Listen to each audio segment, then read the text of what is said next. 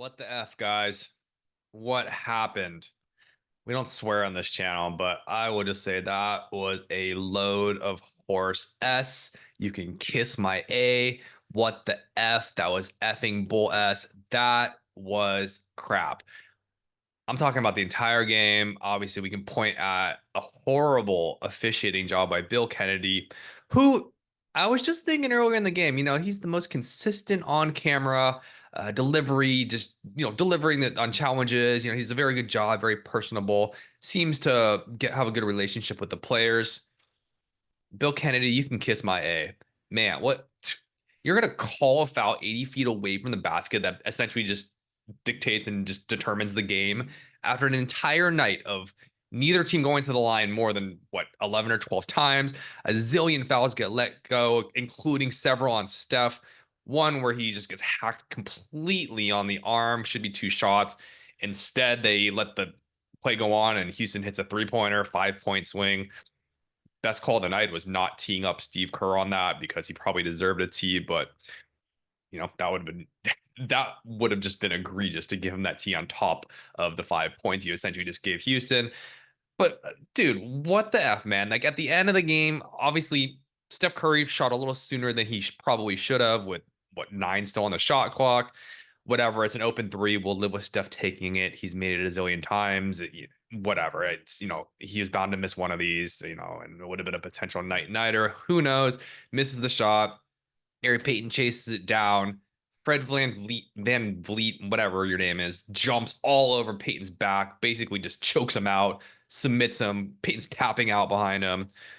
No call, no timeout taken. Although if you look at the replay, Steve Kerr's in the background calling for timeout, but of course that wasn't acknowledged. Gives it up.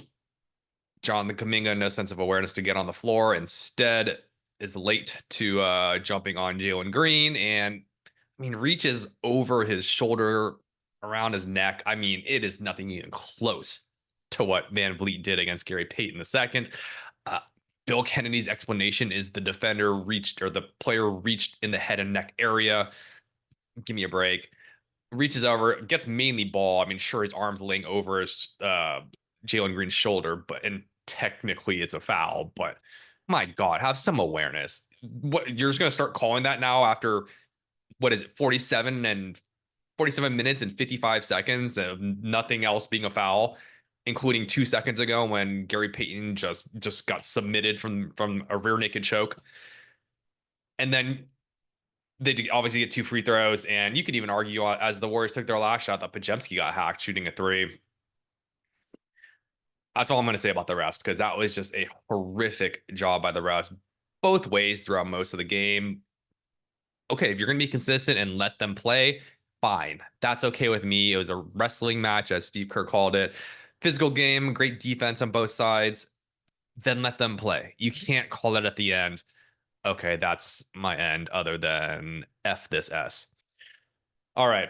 That anger was mainly channeled at the officials, but it was also channeled at the Warriors offense, because the entire night it was painful to watch that first half, guys. After seeing a pretty good offensive display, we're featuring Jonathan Kuminga a week ago against these Rockets. We get back to almost full health, no Wiggins again. But you get Dre back, you get Curry back, and they can't create a shot. Surprise, surprise. Warriors have no shot creation. Why are we surprised when the only guy that can dribble on the court is Steph Curry? The only guy that could shoot on the court outside Steph Curry is Buddy Hield, who took a half to get warm in this one. The only other person with playmaking and court vision outside of Steph Curry is Draymond Green, who is your center and just throws the ball all over the place and turns the ball over 5 times a game, including, what, 4 turnovers in the first 5 minutes of this one. Also had a terrible turnover trying to find Kuminga with, what, a minute and a half left. Just throws it away. Not even close. Draymond played a good game defensively. I'll give him that. But man, dude, you gotta stop throwing the ball away. You gotta take care of the ball. Steph Curry decides to. He throws one backwards over his head. I literally did this my first game playing pickup at whatever 24 Hour Fitness. I don't know, call it 5 years ago. It was the first time I played in 5 years, and I suck at basketball. And I decided to throw an overhead pass like that. Didn't work. And basically, everyone on the sideline, I look and they're all like imitating me throwing it over the head, laughing me off the court. Steph Curry, if you weren't Steph Curry, they would have done the same to you because that was just a terrible pass. And it was just more of the same from everybody. No one is exonerated from this. Everybody, including the star players, horrific turnovers. It looked like a freaking JV team out there. No one could dribble, no one could pass, no one could shoot, no one could score. Jonathan Kuminga tried to be aggressive. I don't even know what he shot from the floor, but it was not efficient, and he had some ugly takes in what should have been a showcase game for him with the rest of the NBA world watching. Trade talk has never been more prominent.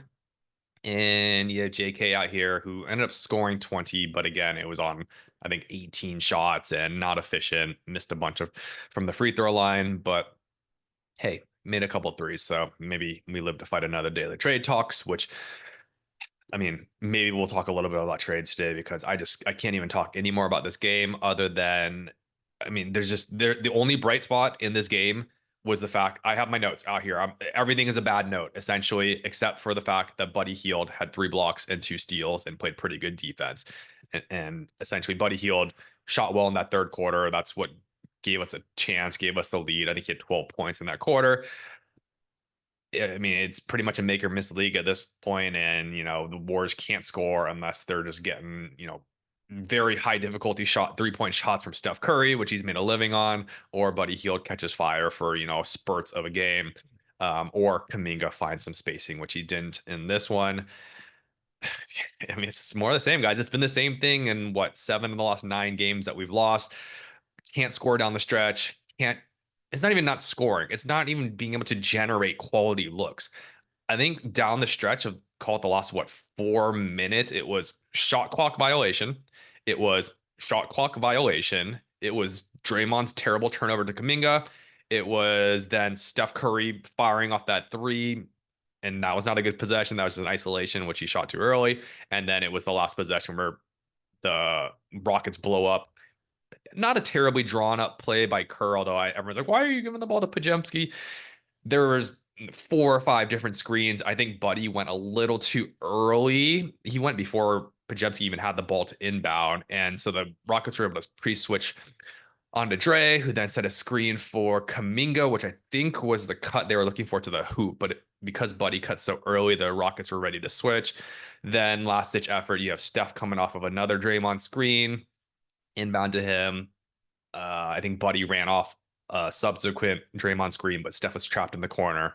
No choice. Give it up to Pajemski for 3, which, if you've watched any Warriors basketball this year, you knew that was not going to go in, and it did not. Okay.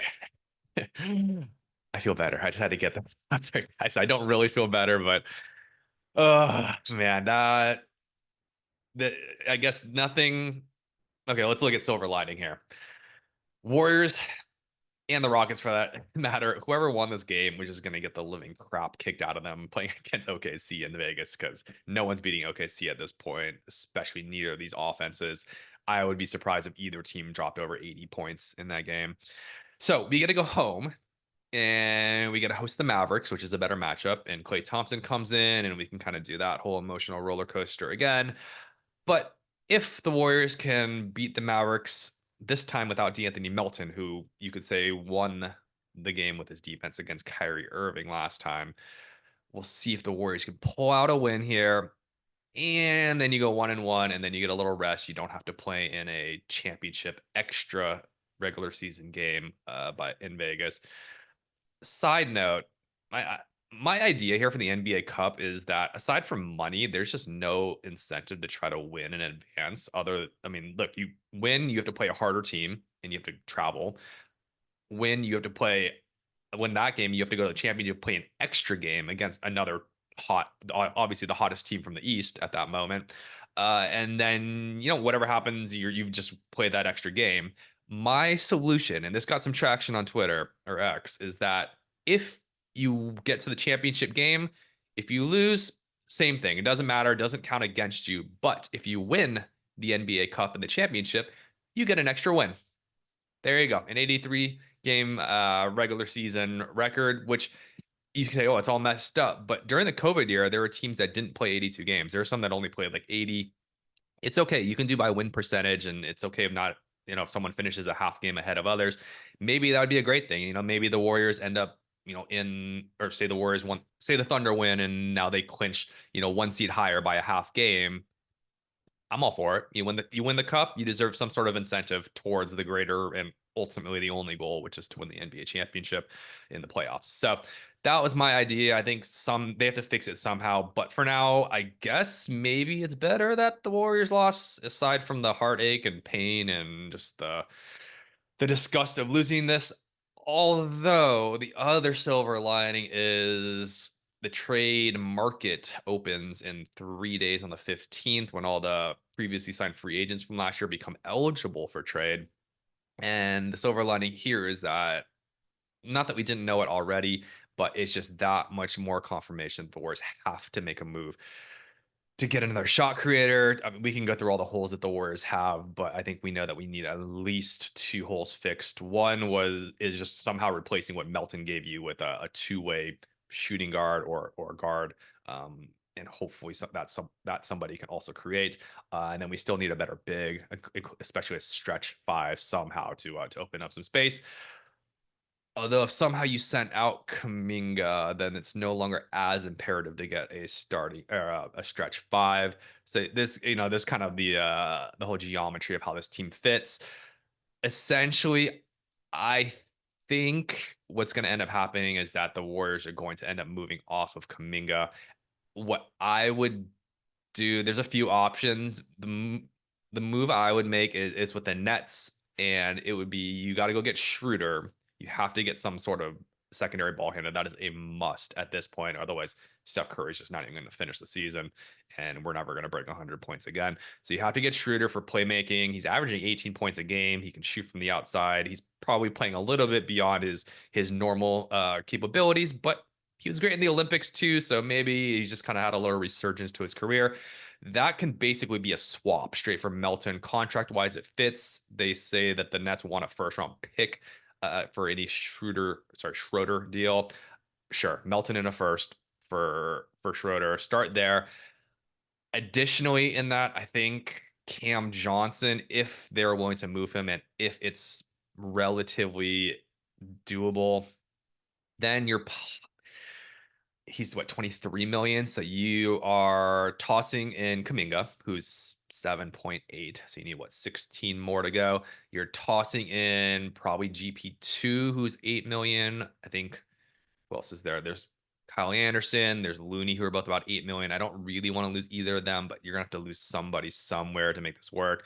Pajemski's only 3 million, and you're basically selling as low as can possibly be on him. I don't think, as bad as he's been, I just don't think it makes sense to trade him. I'm never a fan of selling low on any player, especially a young player who, at this time, a couple months ago, he was one of our best pieces. So I think you can make it work. You're probably gonna have to attach maybe even more picks to that, because Cam Johnson's gonna be worth more than Kaminga. The problem is that Cam Johnson doesn't really help your shot creation. He's basically a D&3 guy, catch and shoot. He doesn't give you a ton of rim pressure. You're hoping that Schroeder solves that problem, but now you're committing to play a Curry Schroeder backcourt, which is tiny. It's below average on defense, to say the least. Cam Johnson, great defender, helps you on the back end there. Obviously helps the spacing, helps the shooting. And if you can somehow hold on to Wiggins and have essentially a lineup at least of Curry, Buddy Hield, or Schroeder at that two, Wiggins, Cam Johnson, and Draymond, and then you still keep hopefully you can still keep Looney or Kyle there. That's a pretty good lineup. That does it's a little less holes in it. It's probably still not enough firepower. You're still lacking a true number two, but we've seen that the Warriors can piece it together, like we talked about with the Wiggins, Buddy, Kaminga number two options. If they can kind of combine, I keep saying 50 points between the three of them. Well, now you bring in Cam Johnson, you bring in Schroeder, you still have Wiggins. They're all averaging about 17, 18 points a piece, and you still have Buddy Hield. So I could see it working. The person I forgot, Moody. You could package Moody in that deal. He's worth 5.8. So that'll partly get you there. But that being said, the Warriors did miss Moody. They did miss Wiggins in this last game. It probably would have been the difference, as would have many things. But again, we're not going to talk about last night anymore. We're going to move on. Um, yeah, I mean, I don't really want to say too much else about it. I think that, let's take care of the Mavericks. Let's right the ship, get going again towards the holidays, and then everyone just take a collective sigh of relief. The last thing I'll say is the Niners need to win tonight, and I'm just gonna focus my energy there. Probably be let down, and then we're back full circle to relying on the Warriors. And maybe I'm gonna have to turn this channel into a PG-13 swearing channel because I think we're getting to that point. I'll tell you what, if the Warriors drop below 500 at any point in this season, I'm going to start uncensoring myself and we're going to change the tone of this channel because I think we need it. All right, that's all I got for you guys. Oh, sorry, I didn't introduce myself. Well, I'm signing off. I'm Chris Chin. This was Stack and Dubs. Thanks for tuning in, guys. Don't dwell on it too much. Better days are hopefully ahead. Until next time, peace, love, and Stack and Dubs.